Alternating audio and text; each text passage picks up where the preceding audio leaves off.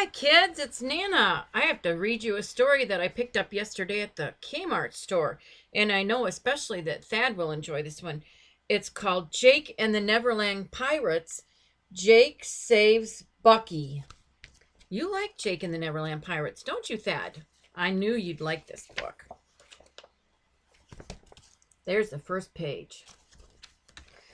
The race would begin at Shipwreck Beach. Jake and the crew hurried to get ready, but Cubby was worried. Jake, what if we lose the race? We can't give up, Bucky. We're not going to, Cubby, 'cause we're going to win. Jake raised his sword. Yo-ho! Let's go to the starting line. The two pirate ships were ready. First, the crews would race to Mermaid Lagoon. They would have to solve riddles to complete the race and learn where it would end.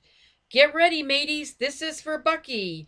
Yay, hey! Sharky and Bones started the race.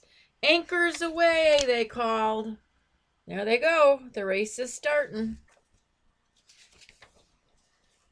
The race was off, but Hook didn't want to play fair. He unleashed one of his fancy new gizmos, the colossal coconut cannon. Oh, my stars. There he is. He's shooting coconuts.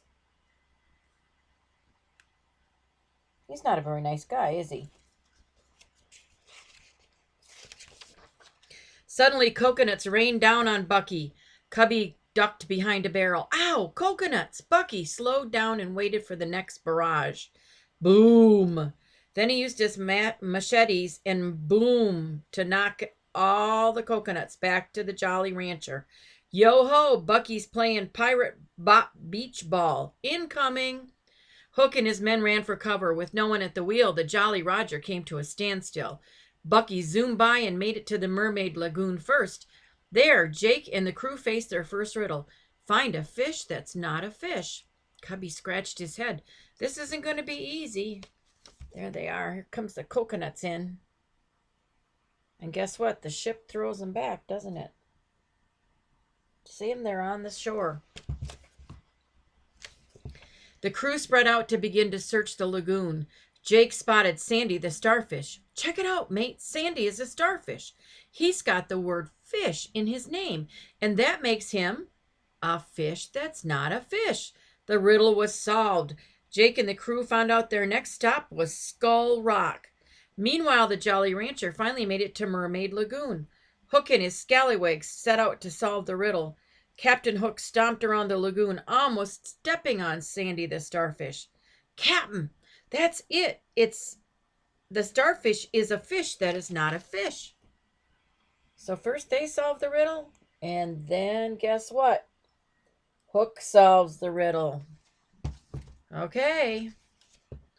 Next, the Jolly Rancher headed for Skull Rock. Through his spyglass, Hook saw that Jake had a big lead. Behold me newest trick, he says, the mighty Captain Hook. Grappling hook. Hook pulled a lever to launch a huge hook tied to an anchor. The grappling hook roared and soared through the air and latched onto the back of the Bucky. When the anchor dropped into the water, it pulled the Bucky to a stop. There he is. He's shooting his anchor. And it's going to go over and catch the back of the Bucky, isn't it? Uh-oh. But Hook wasn't done. Prepare the pirate propeller. All of a sudden, a large propeller appeared, and the Jolly Roger surged ahead. Hook waved as he sped past Bucky. See you later. By the time Bucky got going again, the Jolly Rancher had already reached the Skull Rock. Hook had just one more riddle to solve. Find an island shaped like a bird. He scanned the horizon with his spyglass. Will glory be? Move it, Smee. I'm about to win.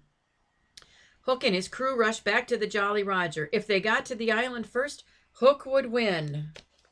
So there they are. He went right on by him, didn't he? And now he's figured out what the next clue is. Looks like mate Shmee needs a larger t-shirt. Finally, Jake was able to pry the hook off of Bucky, and the Neverland pirates hurried to Skull Rock. Scully knew all about the island shaped like a bird. I've got this one, mateys. It's Eagle Island. Jake and the crew raced toward the island, but Hook was so far ahead. Captain Hook beat Jake to Eagle Island. Oh, ho, ho, I won. I won the great never-see race, which means Bucky is mine. Jake couldn't believe it. This can't be happening. Shmee handed Jake the pirate code of rules scroll. I'm sorry, Jake, but I'm afraid pirates' rules are pirates' rules. Well, there he is. Got the anchor off, but then he got there too late, didn't he? Uh-oh. This doesn't look good for the Bucky. Hook's crew tied Bucky to the Jolly Roger. Then Jake, Izzy, and Cubby had to say goodbye to their friend. This just isn't fair, Bucky. Things are never going to be the same without you. You're the best pirate shipmate a pirate ever had. Izzy sprinkled everyone with pixie dust, and the sad crew flew home to Pirate Island. There they go. They're flying home, aren't they? That night, Bucky rang his bell over and over. Hook ordered Sharky and Bones to stop the ringing, but before the bumbling pirates could grab the bell, Bucky played a few tricks on them. He slammed his doors and rolled a barrel down his deck. Shaken, Sharky and Bones rushed back to the Jolly Roger. I tell you, Bones, this ship must be haunted. Looks like the Bucky was fighting back, wasn't he? Yeah. Yes, it was. Back on Pirate Island, the Neverland pirates needed help, and Jake knew who just to call. Peter Pan! They used the lunar lantern to shine his picture on the moon. Cock-a-doodle-doo! Peter Pan, we need you! Peter Pan came right away, and Jake told Peter what had happened and showed him the scroll. The pirate code is pretty official. Wait a minute. Wait a minute. There's a piece of the scroll that's missing. Maybe there's more to the rules than what Hook showed us. Quick, to the Jolly Roger. So here they called out for Peter Pan. And there he came.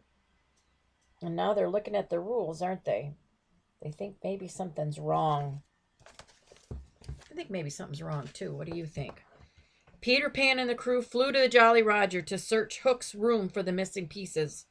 Jake looked on the desk. Izzy looked in the cup. Cubby looked under some maps.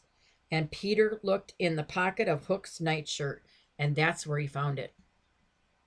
The friends read the missing piece and discovered that they had one last chance to get their Bucky back. They'd have to go to the island of Bell and bring back the great golden bell before sunrise. But there was also a warning. Pirates beware. A mighty dragon lives on the island of Bell, and he doesn't like visitors. Look at that. He took it right out of Hook's nightshirt pocket while he was sleeping. Oh, boy, they got to go get it, don't they?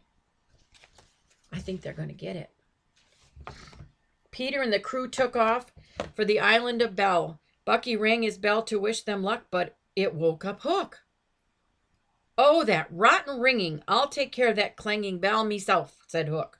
Hook climbed aboard Bucky. He grabbed the bell and he threw it overboard. Meanwhile, Peter and the Neverland pirates landed on the windy, fiery island of Bell. Jake used his spyglass to search the island. Suddenly, in the next valley over, he spotted something golden hanging from a giant tree. It was the golden bell. But to get to the big giant tree, the friends had to hike across a field of hot lava against a really strong wind. See there, they got to hike. And the wind is blowing really hard. All of a sudden, the dragon appeared, roaring and breathing fire. But Peter Pan had a plan. Jake, you and I will distract old Furnace Face. Aye, aye, Peter. Cubby, Izzy, Scully, you run in and grab the golden bell. Before long, Peter and Jake had the dragon twisting and turning, chasing his own tail across the night sky. Yes, sir, they were going to get him, weren't they? Oh, boy, look at that. They're going to get in and get that golden bell. They're going to get it. Cubby, Izzy, and Scully made their way to the giant tree. All sorts of bells hung from its branches, but only one was a golden bell. Just then, Jake and Peter Pan returned. This old dinger sure is heavy. A little bit of pixie dust ought to help us get it back to the Bucky. Yo-ho, let's go. Peter and the crew landed on the Jolly Roger at dawn. Peter Pan, what are you doing here? Jake showed Hook the repaired scroll. It says we can get Bucky back by getting the great golden bell before sunrise. Barnacles, said Hook. They got the bell now, don't they? Yes, they do. And the sun's coming up. Everyone rushed to tell Bucky the good news. We did it! We saved you from Hook. We would never let you down. Never, ever. Then Jake and the crew waved goodbye to Peter Pan and thanked him for his help. Because that's what best mates do. Now they got it back, didn't they? Yes, they did. And that's the end of the story. I hope you enjoyed that, Sad. Maybe next time you can put on your costume while we're reading a pirate story. See you later, guys. Love ya.